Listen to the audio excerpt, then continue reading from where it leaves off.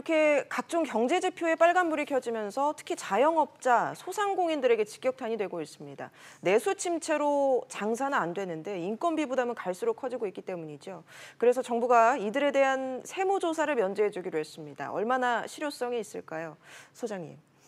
자영업자 569만 명이 대상이 된다고 합니다. 국세청이 제일 먼저 내놨는데 세무조사 면제해 준답니다. 지금도 카드 결제가 80~90% 이상 돼서 세무조사는 큰 의미가 없습니다. 물론 전문직들 현금을 받으면 깎아준다라고 하는 일부 이제 고소득 자영업자들 이런 부분은 이제 계속해서 남아 있겠죠. 세무조사를 받습니다. 그럼에도 불구하고 이 부분 나오니까 오히려 569만 자영업자들이 더 화가 났습니다. 이게 근본적인 대책이 아닌데 사실 그 지난 주말이었습니다. 이제 정부와 그리고 이제 이 당정이 참석했던 가맹점들 누가 간담회를 가졌는데요. 이 자리에 참석한 이제 가맹점주들이 요구한 것들이 보면 불공정한 카드 수수료를 좀 낮춰달라. 통신사 할인 판매 비용을 너무 많이 전가하고 있다. 그리고 프랜차이즈의 과다 출점 문제를 문제점으로 삼았는데 특히나 통신사 제휴 할인을 받더니 보통 소비자 입장에서 보면 10% 할인을 받는데 이게 통신사 부담은 1%고요. 나머지는 전부 가맹점주가 9%를 부담하고 있다는 겁니다. 누구도 몰랐던 사실이고요. 또 하나, 지금 카드 수수료를 운운하고 있는데 비슷합니다. 이 매출 대비 카드 수수료율이 있지만 실질적으로 보면 마케팅 비용 등을 고려하게 되면 이게 강자한테 약하고 약자한테 강하다. 대형마트와 같은 실질 이 대형 업체에 대해서는 카드 수수료가 거의 0%에 가깝지만 오히려 일반 자영업자에 비해서 3~4배 정도 높은 수준으로 이제 부과를 하고 있기 때문에 이런 기울어진 운동장을 좀 바꿔달라라는 요구인데요. 과연 다음 주에 나타날 이 소상공인 자영업자 대책에 이런 것들이 이제 어느 정도 윤곽이 담겨 있을지를 좀 지켜봐야겠습니다. 말씀하신 것처럼 보통 세무조사라고 하면 뭐 대기업이라든지 고소득 전문직에 해당이 되는데 이 영세 자영업자 중에 세무조사 받는 사람 많지 않잖아요? 매출이 늘어서 세무조사 좀 왔으면 좋겠다는 반응이 우세하고요. 지금은 그 세무조사가 세원이 거의 뭐 100% 가까이 이제 노출돼 있는 상황이고, 그리고 진짜 재래세 시장이나 일반 이제 현금을 받는 일부를 제외하고는 영세 사업자 이제 부가가치세를 신고해야 되는 업종에 대해서는 거의 다 투명하게 돼 있어서 이거는 그다지 크게 영향을 미칠 사안이 아닙니다. 이 대상을 또 조금 더 자세히 들여다보면요. 뭐 예를 들어서 음식 숙박업 같은 경우는 연매출이 3억 원 이하 미만인가요? 이하 미만이 해당이 되는데 그렇습니다. 여기에 해당이 안 되는 자영업자들도 또 꽤 많잖아요. 맞습니다.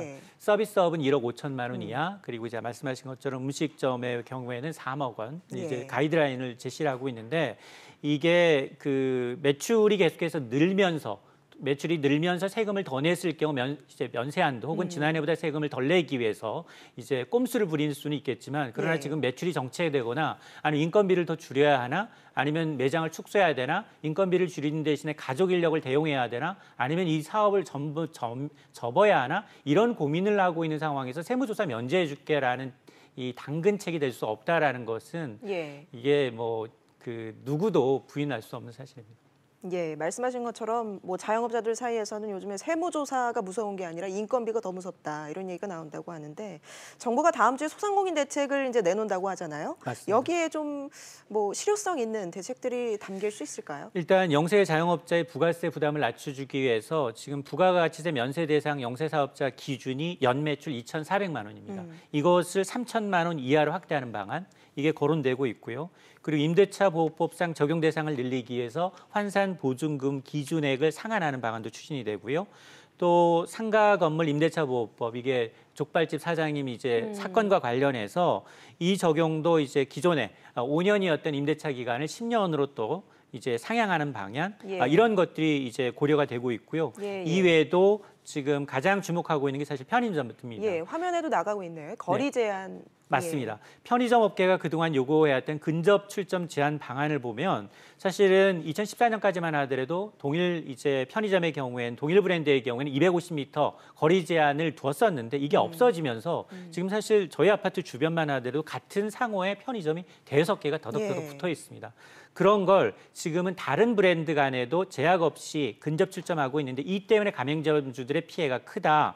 그래서 이것은 사실 이 공정거래위원회가 자율규약 형태로 그러니까 규제를 하지 않지만 업계 자율 규제 주제로 이 근접 출점 제한 기준을 250m가 아니라 80m 정도로 줄이는 안이 지금 거론이 되고 있습니다. 알겠습니다.